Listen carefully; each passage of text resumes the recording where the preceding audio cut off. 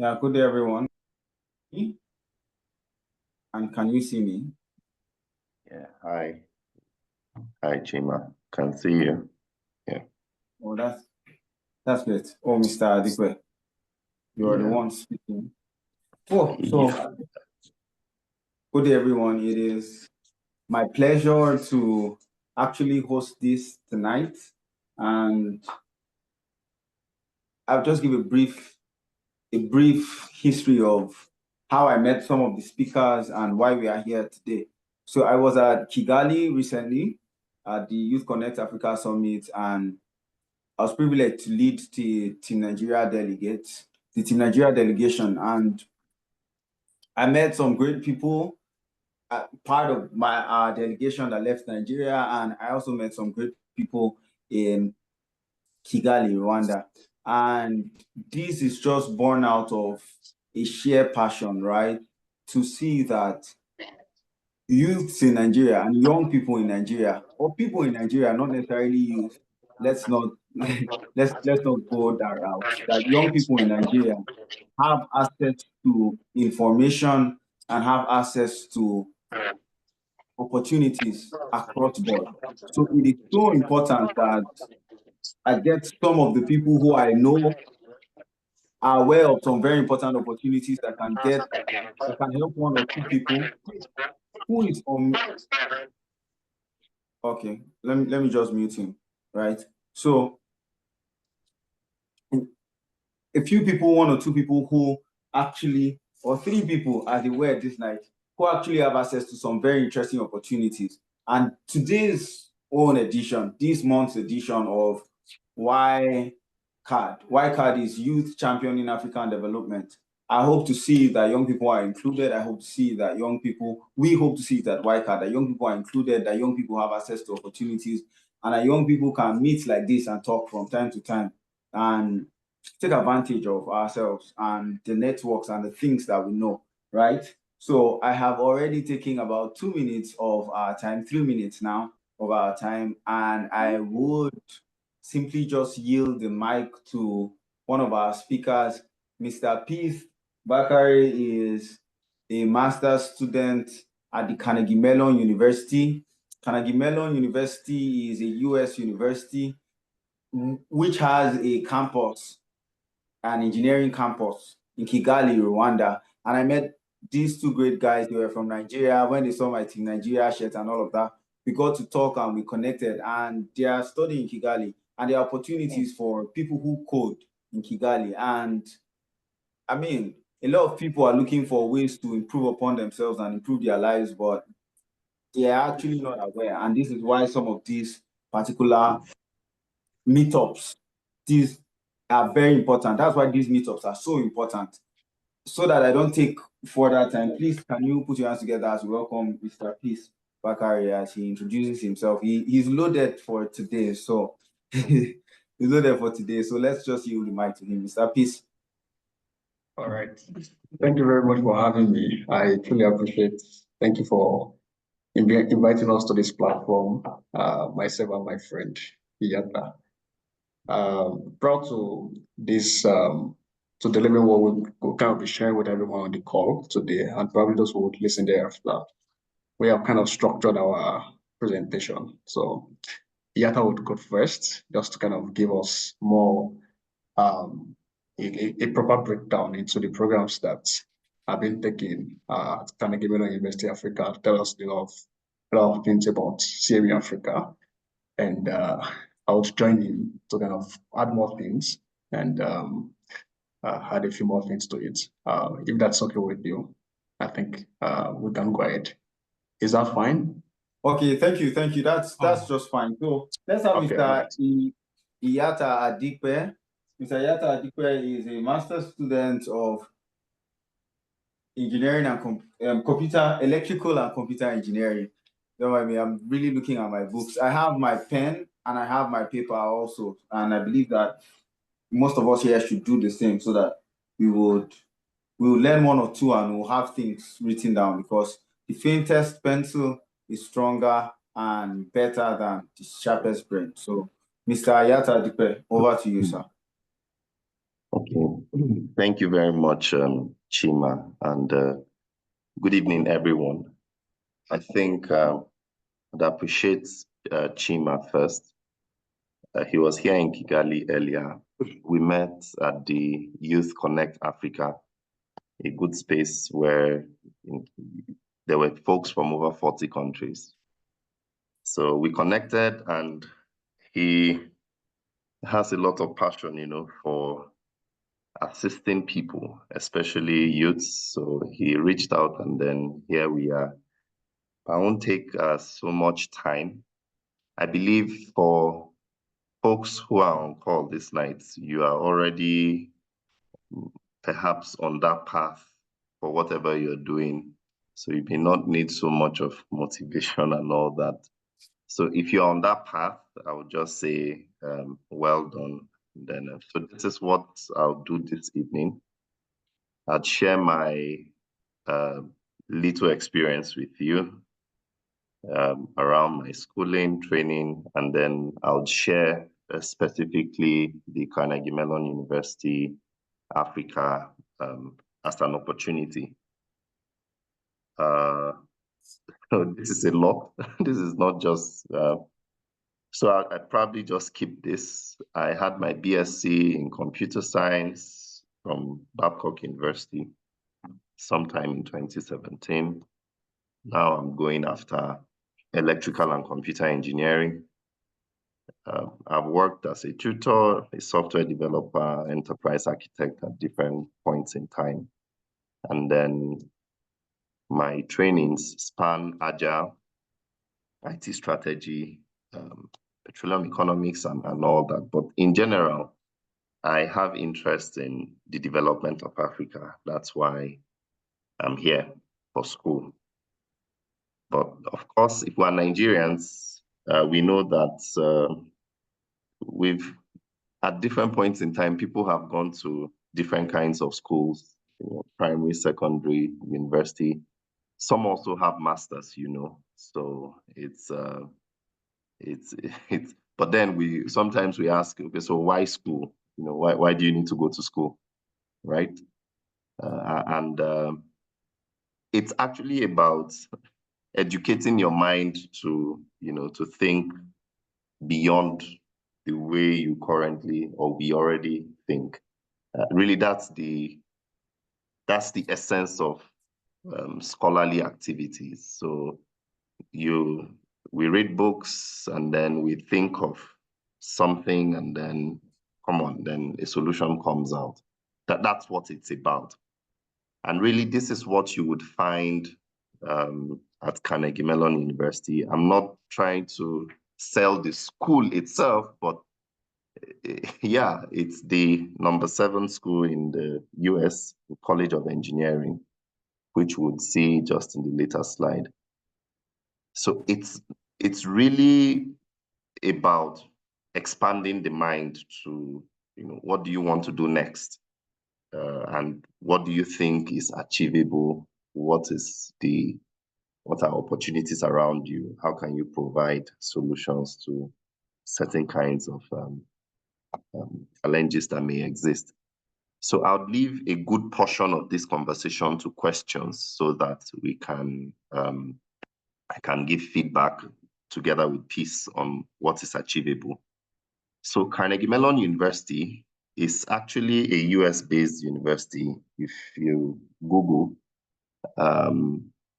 but its College of Engineering is here. A part of it has 3 campuses, one in Pittsburgh, Pennsylvania, the other one in Qatar, and the third is in Kigali, Rwanda. So that's the one in Qatar is CMU Qatar. The one in here in Rwanda is called CMU Africa. So you're able to Google it. The link is there. But 3 main programs are offered here at CMU Africa. You have the Masters in Information Technology, otherwise called MSIT. Then you have the Masters in Electrical and Computer Engineering, ECE. And then you have the Masters in Engineering Artificial Intelligence, So a way, because there is a way master's programs are viewed. I don't know how it comes to you, but really at CMU Africa is, we have schooled in Nigeria, and I'm also seeing something else here. I've taken courses online and all those stuff. But what you obtain in CMU Africa, by the time you visit the website, I encourage you to go to maybe where you have the course catalog and then where you have the directory and read through the faculty folks that are there.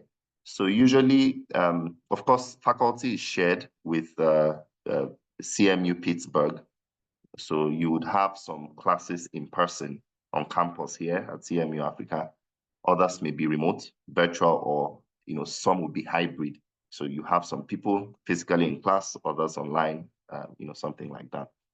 But the faculty are really industry experienced folks who have worked a number of years. So you won't find any faculty that has just spent all his life in academia per se. No, there are people who have worked and have certain level of achievements. I'll put it, I won't say experience, achievements. So now they're in classrooms. So here at CMU Africa, you won't have questions that I won't say unanswered. Yeah, you won't be bounded by say, oh, maybe this person is just a scholarly person, so he's not able to respond so much. No, you won't find such things, and perhaps peace may also add some light to that. But there are various paths when you get in. So these are 3 master's degree programs, but when you get in, you get to choose what path you want to take. And no one is going to constrain you to say, okay, these are the compulsory courses. So I may be taking electrical and computer engineering. Someone else will be taking electrical and computer engineering, but we don't do any course alike. Maybe the person's interest is maybe data science. So he would focus, all the courses the person takes would be data science, data engineering, and stuff like that. And my interest may be in energy studies, where I take stuff on power systems, electrical systems generally. I can do things around energy project management and the likes. Another person can be entirely focused on robotics, and that's what they are. So you're not going to be constrained. Software engineering, and interestingly, there's also the entrepreneurship track. I know Peace will speak a lot around innovation and how you're able to bring your ideas to life. The school has excellent support for if you have an idea, there's something you want to achieve, there's sometimes unimaginable amounts of support. You would only be bounded by what you're able to think and do, but the support in terms of getting that idea out, it's there. And there's also the research track for those who want to move on to things like PhDs and all that, their courses. The caveat I'll put would be that CMU Africa gets stressful sometimes in terms of the amount of content you'd have to cover within a short period of time. Majorly, I found that as a Nigerian, majorly the system of education we have in Africa generally, I think it's theoretical and, but at CMU Africa, you would have to jolt quickly into the American system where you have to, you learn by doing and doing a lot of things quickly. So I think that's one experience, and I'm happy to take more questions around the experience itself. So, but it's entirely self-driven. Whatever path you want to take, you craft it yourself. So there's something called the degree plan, which you have to submit at the beginning, if you get accepted. And then it will be reviewed, and then you get some advice, and then you adjust it. The courses then begin. So the application cycle is open. I think it opened in October, 1st of October. If you apply online, that's if you apply for the program before December 15, I think you'd have the opportunity to have your English test, like your Duolingo test, IELTS test. They could be waived off, right? Yeah, they'll pay for it, about $65. Maybe that's about 100,000 naira now, but it will be paid off.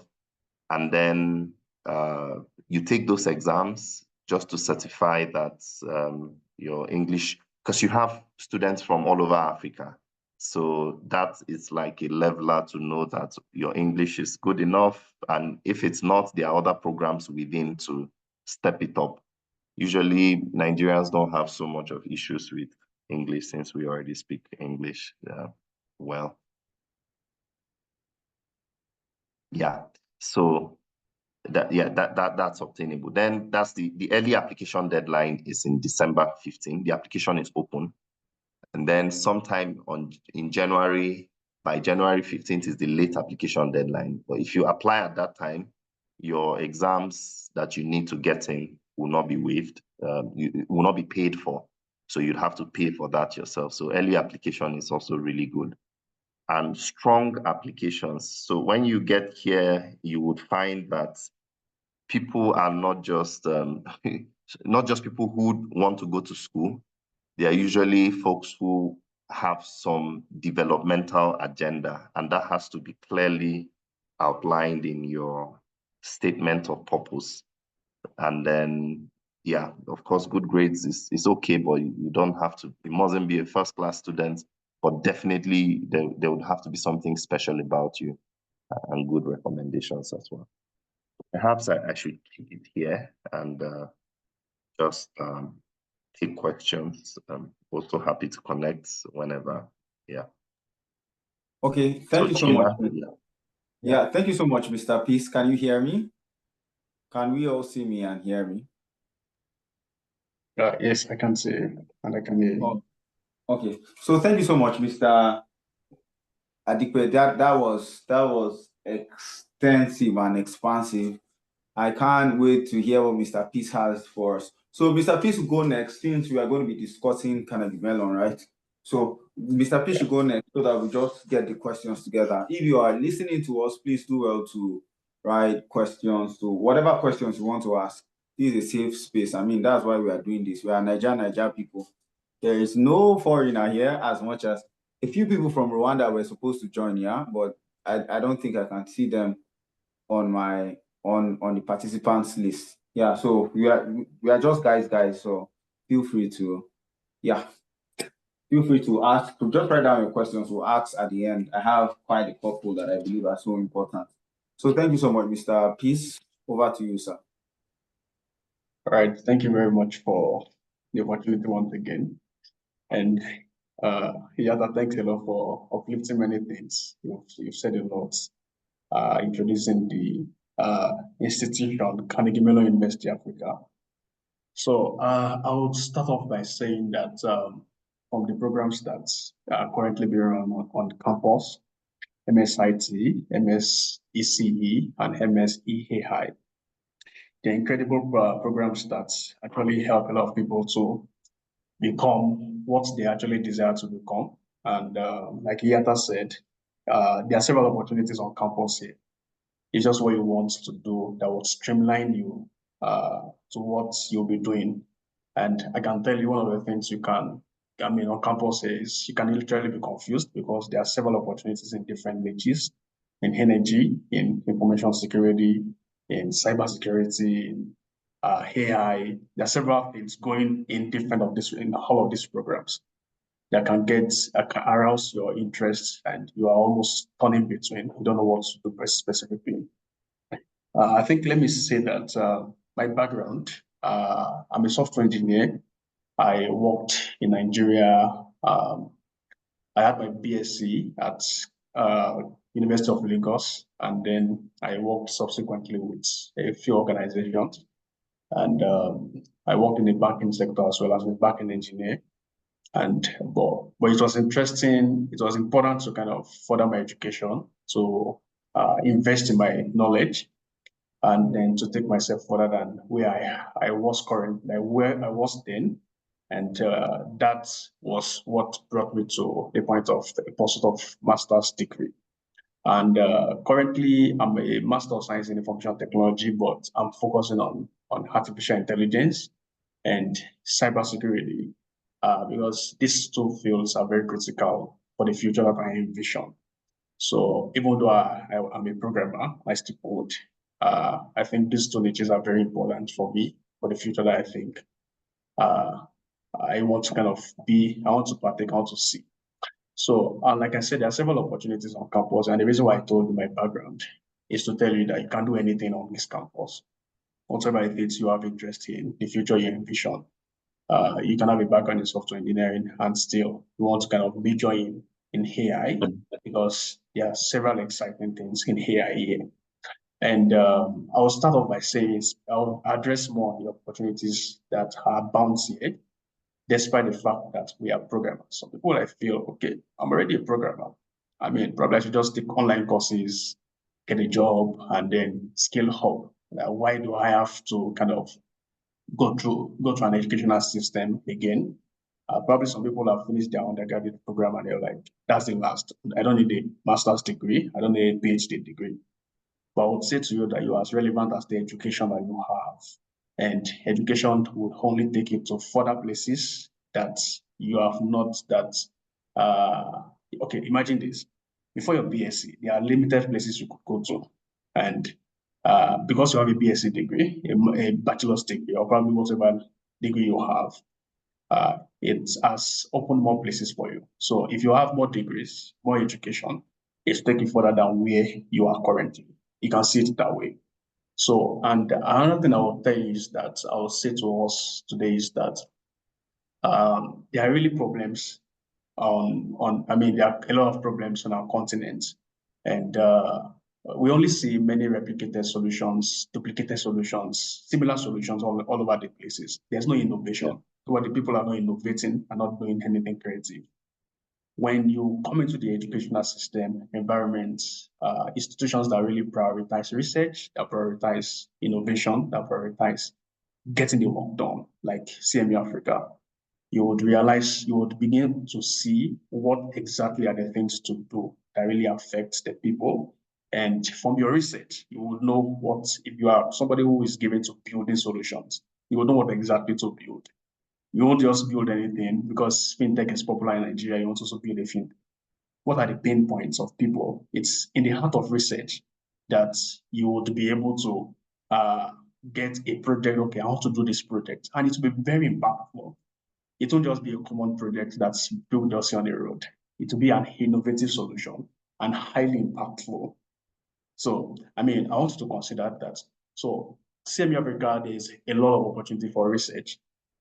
Even at my first year, my first semester, despite that, I've done a couple of research, participated in a couple of hackathons, and we currently, IATA, we are preparing for an hackathon, and hackathons will kind of stretch you.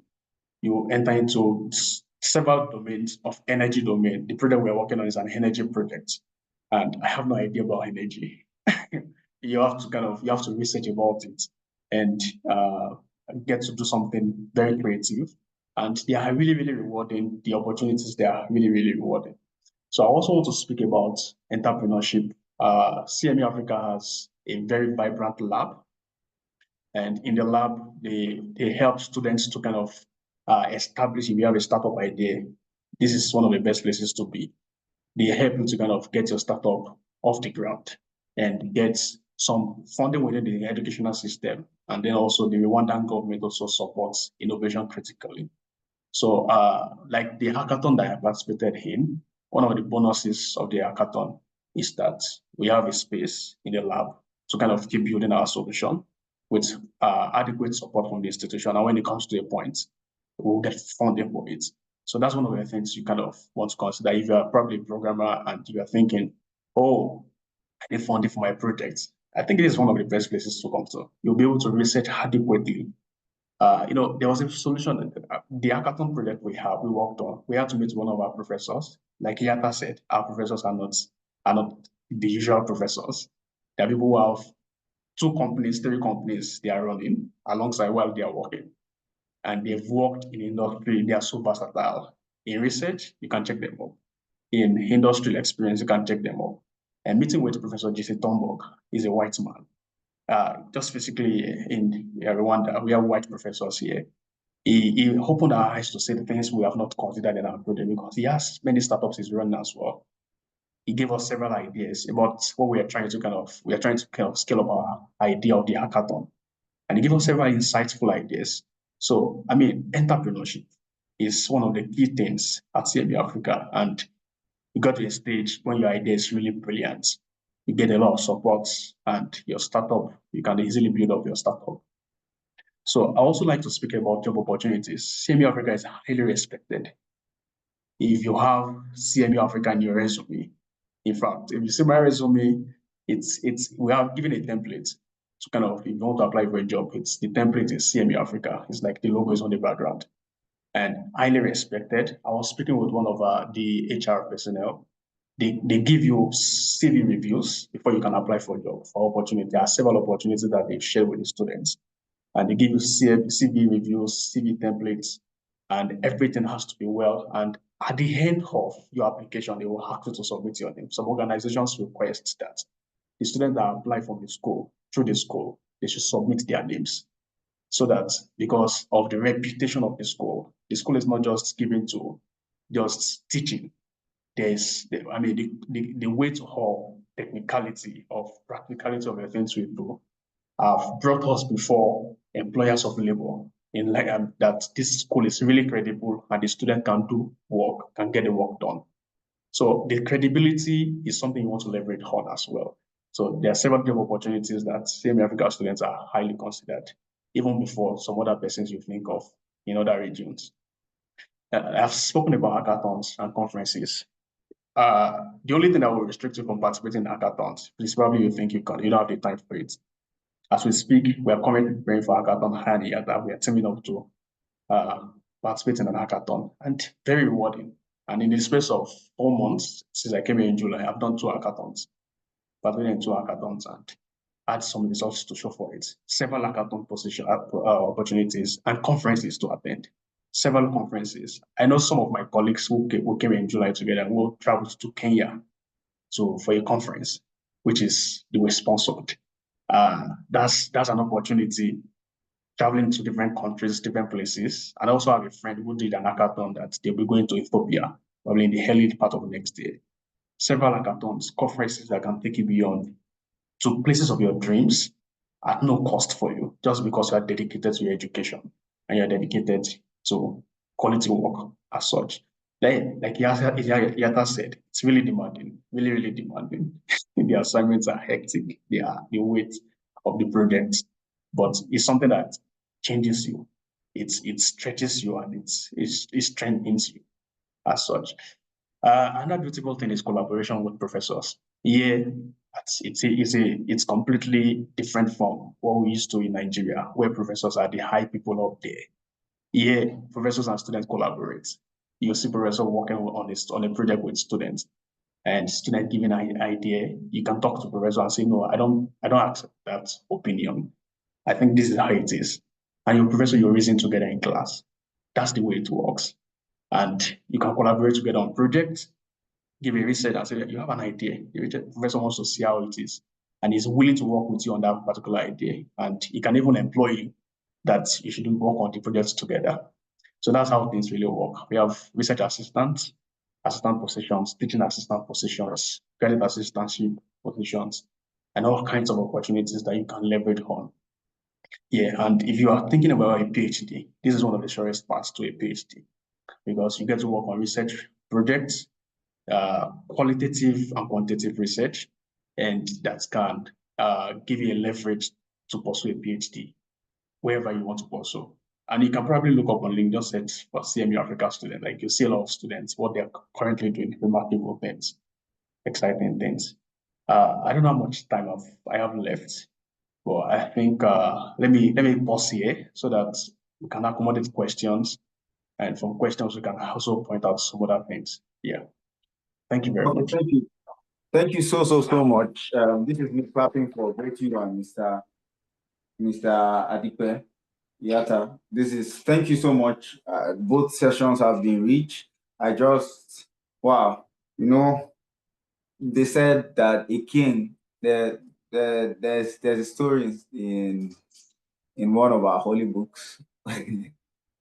Oh God, that um, a king organized a feast and he invited his choice people, right? And a lot of them didn't come. And then he went out into the streets and said, "Oh, anybody that wants you come." And a lot of people came in. Still, however, in Nigeria, as an SDG4 advocate, someone who is really passionate about lifelong learning and all of that, I've heard the question say, na book we go chop. I've heard that question. All this really the way they talk, guy. Na book we go chop. And it's a big deal. A lot of people really don't value knowledge. And I believe information is one of the fastest things that can change a life. Thank you so much for sharing, sirs. Please, if we have any questions, can you drop them while I have quite a couple of questions. And thank God both of you didn't really dive deep into the areas that I was going to ask. If there are questions, please just drop it. Number one is, what advice do you have for those with HND? Does CMU accept HND? Do you have an idea about that? So thank you. And I saw a similar question on the group. It says, I've not gotten a degree yet, but can I benefit from this? CMU would take, if you already have a BSc degree, right? Or you already have a master's degree. There are only master's degrees offered here. So if one has a HND, which is really good, I think maybe seeking further training within Nigeria or anywhere, and it can be an online degree or any of the, just to have a BSc, then you can try out for CMU Africa. But I'm not aware that, and Peace, you can come in on this, I'm not aware that HNDs, I think it's usually BSc for admission. Yeah. Yeah, and to the best of my knowledge as well, and let me just say categorically, it's just BSc. That's the requirements to get here. And you don't have to probably, if you have your BSc in view, you can still apply. Like your BSc, you just have like a few months left to graduate. Please apply. We had some of our colleagues here that we just graduated last month. No, they are finished from their school, and there's a way you can get your transcripts to apply. But you have not graduated officially. You can still apply. And Yeah, we have absolutely. okay. Just on this as well. The whole NYSC thing is it's only required within Nigeria. So if you don't have to have, you don't need your NYSC for any reason. So if you have a few months to graduate or something, you're able to apply, as long as by sometime next year, February to March, if you can get your transcript, it's great. Yeah. Okay, thank you so much for sharing the air on that. My next question, I have to give context. So for some of us here, I spoke with them and they even told me that the medical doctor was doing an MSc in engineering, yeah? So you mustn't have had an engineering background, but they were heavy, both IATA, both Peace, both the representatives. I think someone else who I emailed, I've forgotten the name of the person who I emailed, they were specific about having some programming background. So this is what I'm asking, or some coding background. What level of coding expertise is needed to get one of these? And let me also ask categorically, to get one of these, to get into the school and to get one of the scholarships. Upon my conversation with some of these, with you, there are scholarships, they are fully funded scholarships, they are partly funded scholarships, if I remember correctly. Yeah. Yeah. Yeah. Yes. Okay. Yeah. So Yes, let me Please. take the Yeah, go programming ahead, part. please. So you Yeah. can take the scholarships. Okay, or can we reverse it? Because I want Yata to speak that Yata is not a programmer. Like Yeah. Yata is not like an express programmer. So Yeah. there are different things that makes you kind of get into the program. So Yata, you can go ahead with Okay, thank you answering very this. much. So, and I'll share my journey with you. So, I'm currently taking a master's in electrical and computer engineering. My bachelor's degree was in computer science. Okay, so I had some programming experience. After school, I did some work as a back-end engineer for a short while, but not for too long. Then I started other areas of IT, like IT strategy, enterprise architecture within a firm. So even if you're taking, I submitted an assignment yesterday on photovoltaic systems engineering. That's a solar energy. In almost all courses, there is some application of programming. So you may use Python for something, okay, or Java for something. Usually Python is one language I see that is heavily applicable across many courses. So whether you're taking, say, networking, right? It's not, because the environment is a practical environment. They are not going to say perhaps you're doing network security. They're not going to say, okay, this is what network security is about, denial of service. No, you have to examine networking packets, and they'll give you the application to achieve that. And then they will say, okay, how about you program a server and then program a client and send packets from a client to a server and examine how that. So there will be guidance, but you would want to have some knowledge, especially with Python. And W3 Schools is a good place. It's free. It's right there. You can just Google W3 Schools. There is W3 schools. Yeah, W3 Schools. It's free. You go there, you pick Python, or Python, especially if I'll give a direct advice, just learn the syntaxes. Yeah.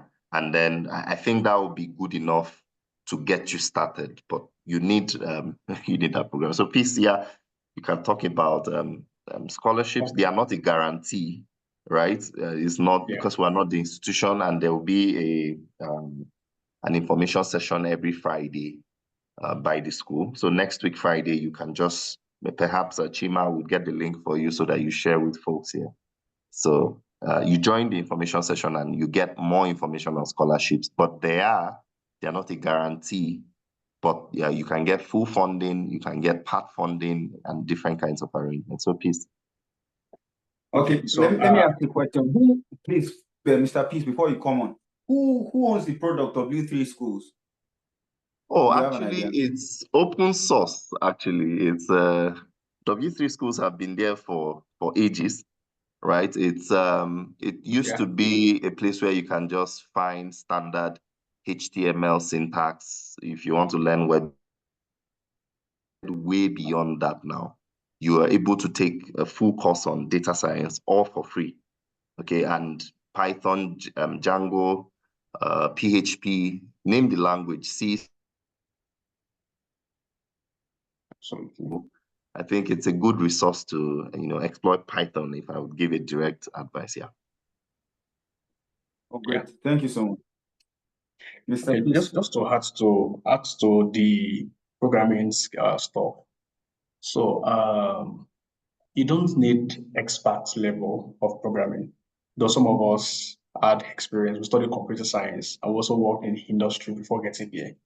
You don't necessarily have to kind of have, even if you don't have a background in computer science, you didn't do computer science in your undergrad, it doesn't mean that you cannot apply. If you have some programming experience, or you probably state in your statement of purpose, because some of the things you're going to submit as an application is a statement of purpose statements, what drives you, what's your history like, connecting your history to your future.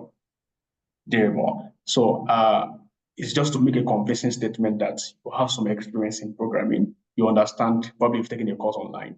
You've gone to Coursera, you've taken a fundamental course in how to code. using Python or using HTML, CSS, JavaScript, whatever it is, or you've done some server-side, just making a case that you are not a newbie to programming and what you intend to study, or probably if it's not necessarily coding, probably it's data science, or you've done some boot camp, a 3-month boot camp, you attended a summer camp.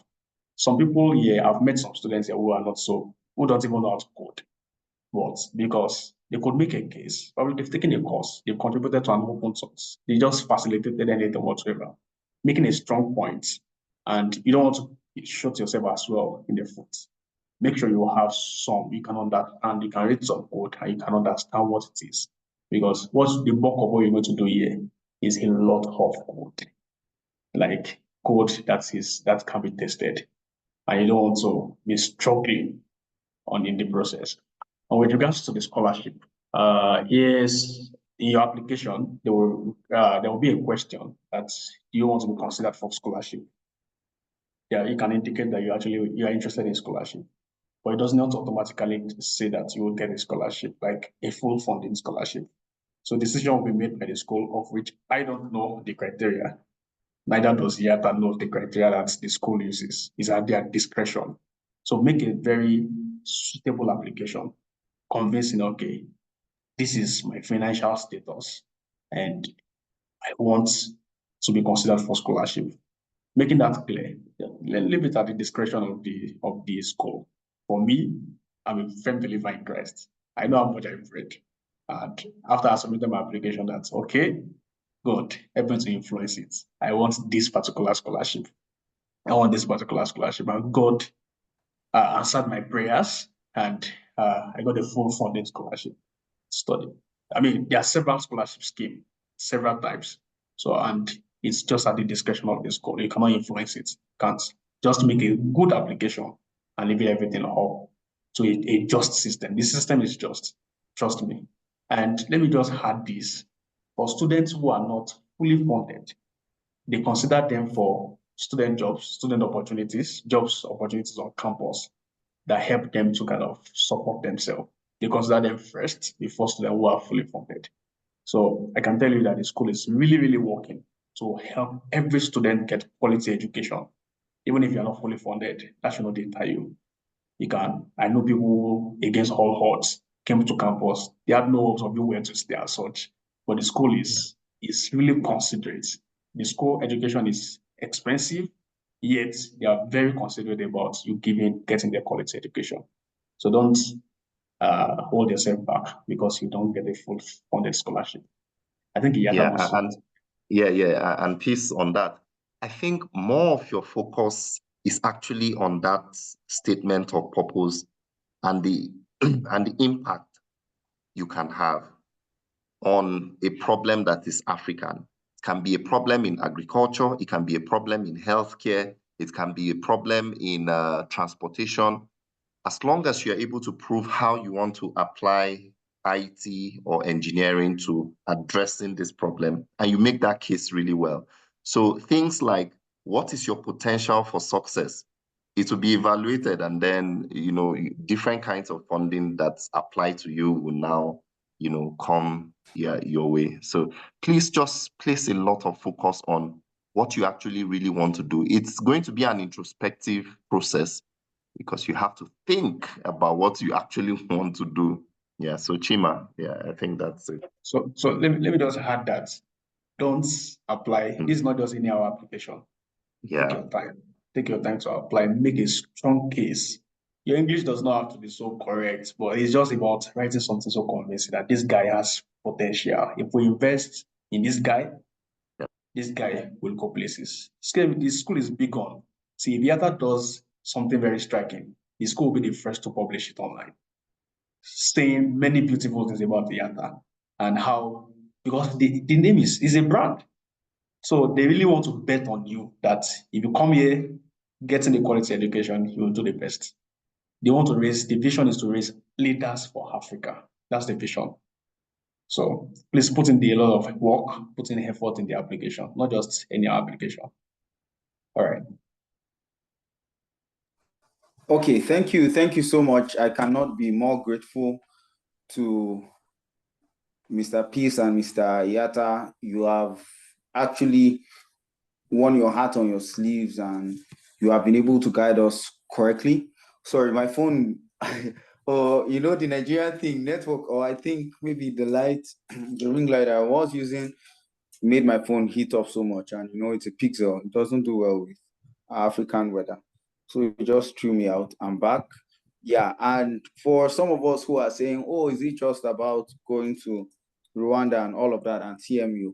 We have a very distinguished guest who I'm going to yield the mic to shortly. He's the managing director of Ilorin Innovation Hub. We also met in Rwanda. He came from Lagos. He was part of the Team Nigeria delegation. He came to Lagos. He came from Lagos. We came from Abuja. So we met later and we got talking. And I mean, there's a lot that is going on in the country that is youth focused, that is tech focused, and we'll just give him about 10 minutes to just share before we ask questions about him, about it. But Mr. Peace and Mr. Yata, I have one last request. Can you send us a sample or a guide? I don't know. I don't want to use I don't want to use the word sample, but a guide towards writing a very convincing statement of purpose, SOP. Is there a guide? It could be a web page, it could be a landing page, it could be a format, it could be even a sample or a template of some stuff. Is that possible? Yes, that's very possible. So I'll share something with you. And please don't use somebody's statements to write your own. Right? Let it be original. The school is big on academic Of integrity. course. It's very big on academic integrity. Oh. You can't play your way with copying of things online. It's not accepted here. So please, but I'll share a template. Yeah, as Peace shares that, you want to think some of the things that should be there. You talk about your educational background, the things you've done, the things you've achieved. And then you talk about the specific. So in CMU Africa, when you go to the website which I shared, there's a place called academics. On that tab, you can see course catalog. So you can see the actual courses that are taken in the school even before you get in. So you can go through there and then you can say something about specific courses that you think are going to help in achieving what you hope to achieve, right? Within that statement of purpose, and then the impact those things will have on Africa or on people generally, but Africa specifically. So these are ingredients, but Peace will share something. So that's but these are ingredients you should have. Thanks. Okay, thank you so much, sir. It's a pleasure. I cannot be more grateful. I'm really grateful. I'm really, really grateful. So, Mr. Temi Kolaole, great guy, solid guy. Mr. Temi is my type of person. Mr. Temi is quid pro quo. We've chatted in the middle of the night before. We've chatted in the middle of the night before. And we were both like, why are you awake? One more we are working, and that's how it is. So, Mr. Temi, thank you so much for being here with us. Please, you have the mic. All right. Hi, everyone. Enjoyed this session so far from hearing from our guys over in Kigali. I didn't get to meet you guys there, but I'm sure. It's obviously been proven why Chima felt the need to bring you on, because you've obviously brought some very good information and enlightenment to us all. Personally, I'm actually interested in some of the programs going on at Carnegie Mellon University. Knowing the university from way back in the States to now having their presence here in Africa, and I'm sure they're also probably open to more collaborations, maybe in more countries outside of Rwanda. I think I might have also had a few conversations with people at the university stand at the conference in Kigali, where I also connected with some associate directors of student recruitment and of entrepreneurship at the university. So hearing from actual students is very, very, I think, shedding a lot of light on the opportunities that exist there. But let me just go into my own session now. So personally, I'm the MD of the Law Innovation Hub, which is a very ambitious project that's aiming to be the biggest tech hub in the country. That's launching any day now. We're finishing up in Ilorin, and the hub should be ready before the end of this year. So basically, one of the focuses that we have there, we're focused on entrepreneurship, we're focused on skills, and the hub has a huge focus on tech. So I have a tech background. I have about 20 years experience so far from the same university that my brother here graduated from. I also went to Babcock Yata. I also went to Babcock University, but I won't tell you what year I graduated from there. But yeah, I'm sure you graduated from my department, and I'm also very proud to connect with people from my alumni, my fellow alumni who are doing well especially in the IT or tech space. But as a programmer, I think one of the biggest dilemmas that we all face is, learning skills, being able to build products and start companies. Sometimes programmers feel they've achieved it all, or they've, reached the climax of their careers, and all they have to do is to come up with $1 million idea, and you don't need to go back to school ever again. That is a very big lie, because no matter how good you are in any particular field, you can never stop learning. And yes, as much as we might have different opinions about academic systems around the world or whatnot, learning will never and should never stop. There's always the room to learn more. And we all know that there's a very huge skill gap on our continent in Africa. So even if we did go to school here in Nigeria, there's always so much more that we can learn and be exposed to. And also because the global workforce is very competitive, sometimes you can't just sit in one place and expect to be ahead. You have to stay ahead by updating and upgrading yourself with more skills, more certificates, and probably even more degrees, which is what currently CMU here is offering. It's very interesting for me, having been a programmer for my almost most of my career, who also ran a small consulting firm. So I've been into IT consulting for quite a while before I ended up venturing back into government and public sector. But a lot of the things that I'm learning on the job, I've combined with actual academic learning also. So in the past few years in my career, I've also gone back to school, gone to get additional learning, additional certificates. I've gotten certificates in entrepreneurship from Harvard University, which was all online. I've done another MBA here in Kwara State. I've done a few courses on related fields to my work, venture capital and other things. I'm doing some online courses in project management. So yeah, learning never ends. And in this day and age, it's very important to, even if you're not going to practice tech, at least be familiar with certain concepts in tech. Everybody should be able to know the basics and understand the basics of AI. Even if you don't want to be writing code yourself, you need to understand the concept behind programming and being able to build tools. You need to learn how to use certain software platforms. Everybody uses project management software and tools, Trello. Even if you're not a tech producer or creator, you're a tech user.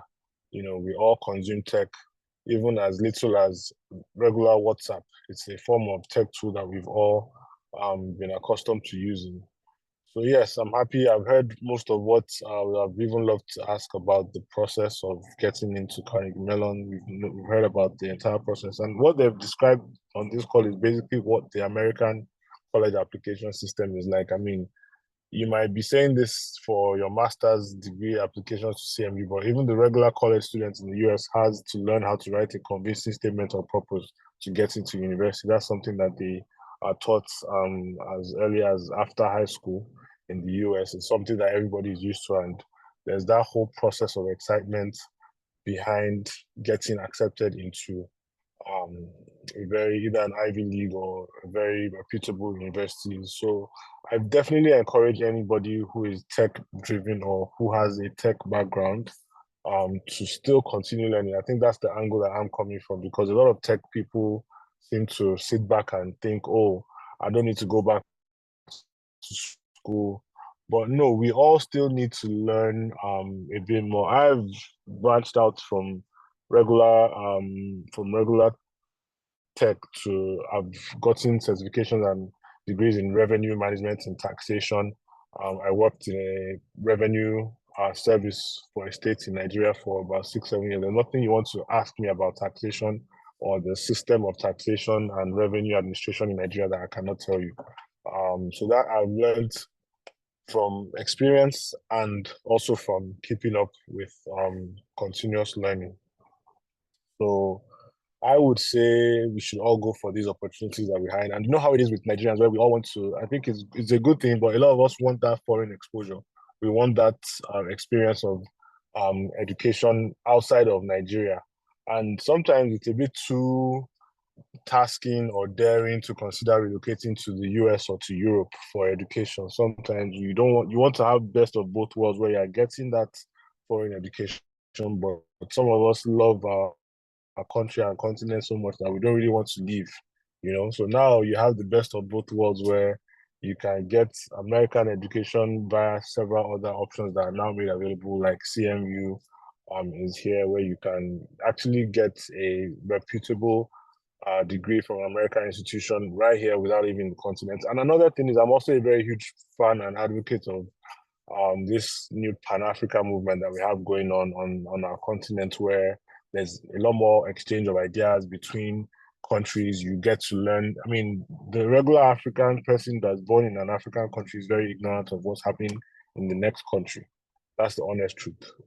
There should be a lot more regional integration, where even before, while you're having your degree, I mean, back in the day, it probably used to be like that, but over time, I guess our educational systems have become more central to themselves. But there's always exchange programs where you spend a few or a term or a short time in another country on another campus, and the university there also send their students over to yours.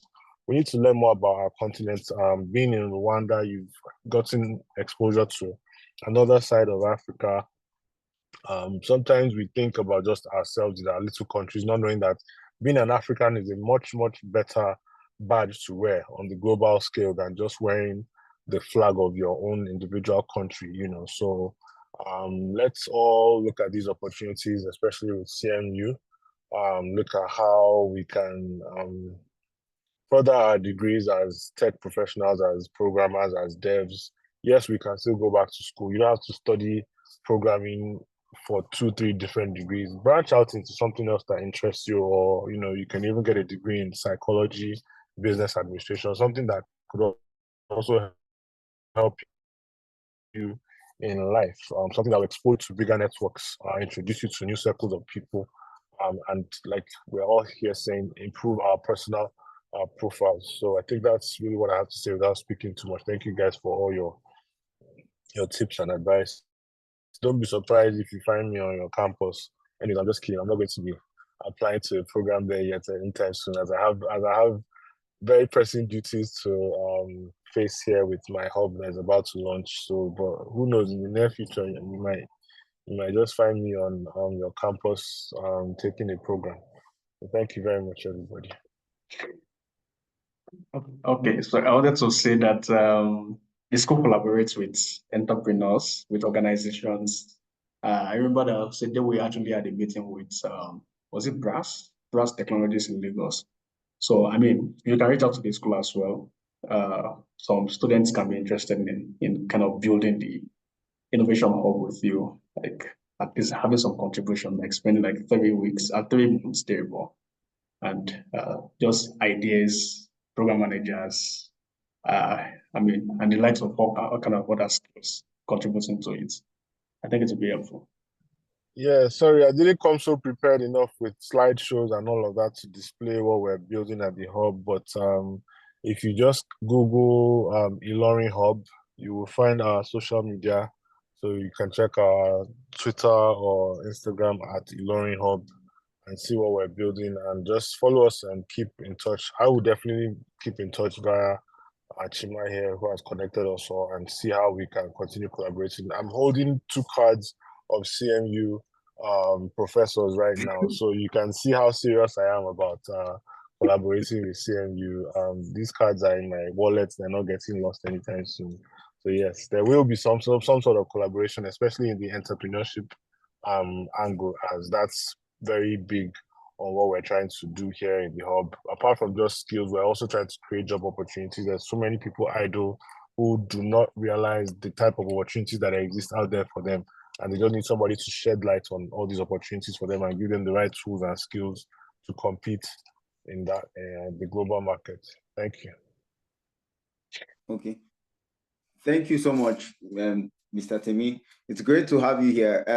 Let me bust the bubble. I have some inside news on CMU. CMU, they are trying to get CMU, the Rwandan college, right? They are trying to get some certificate courses rolling. I know you know Peace and IATA. So we are having conversations. I will just deepen those conversations with CMU and with Temi, and we'll see if we'll find a way to see if the Ilorin Innovation Hub can be like a physical center where people in Nigeria can now come to do 1 or 2 or 3 things, right? Upon taking those certificates, because those certificate courses in Nigeria, man, a lot of us just take a lot of those courses and there is no place to actually put it into practice, right? So we just have people carrying certificates that they cannot defend and they cannot do anything with. So thank you so much, everyone. We have come to the end of these meetings, evening meeting. I am so grateful to all our speakers. I'm so grateful to everyone who turned up. We had almost 40 people sign up. I stopped at 39. I stopped 1 hour before the event. I stopped collecting responses to the form because I really want us to be organized and no one should come up and say, oh, I didn't get the link and all of that.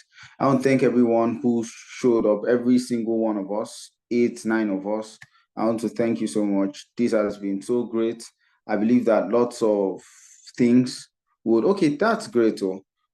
I will okay, so let me just do a screenshot of the attendees. So these are the only people that I'm going to be sending the SOP format to, so that, and I'll tell the other people that, oh, you weren't there, sorry, you missed out.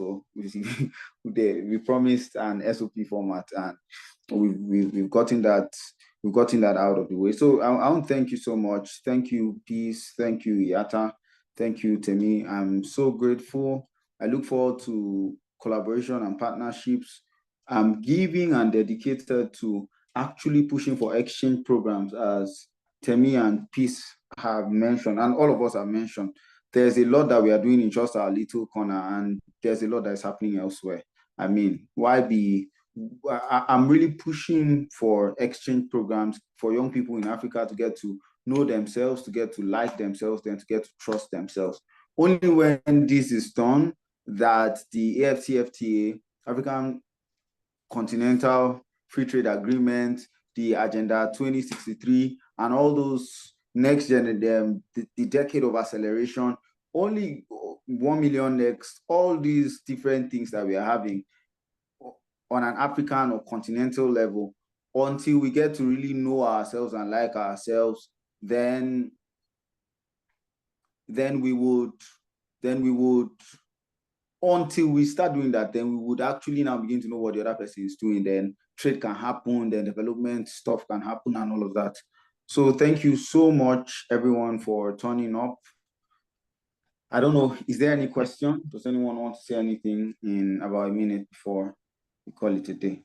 Yeah, so I just want to say thank you to first Temi, because you're actually doing something. The Pan-African movement is actually something, and being able to create something on the continent like the Ilorin Hub is relevant. There are only as many opportunities in terms of jobs, like people applying for things. So when you have hubs that ideas could be incubated or could link people to industry, it's also a really good. So well done.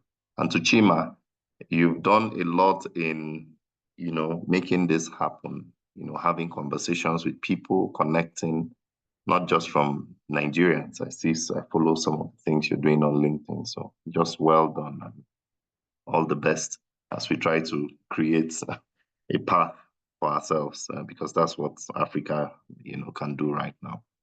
So thank you. Thank you so much, everyone. Enjoy the rest of your evening. Thank you, Mr. Iata. So good night, everyone. Thank you for doing this with me. I'm super grateful. Enjoy the rest of your day. All right. Thank you. Cheers, guys.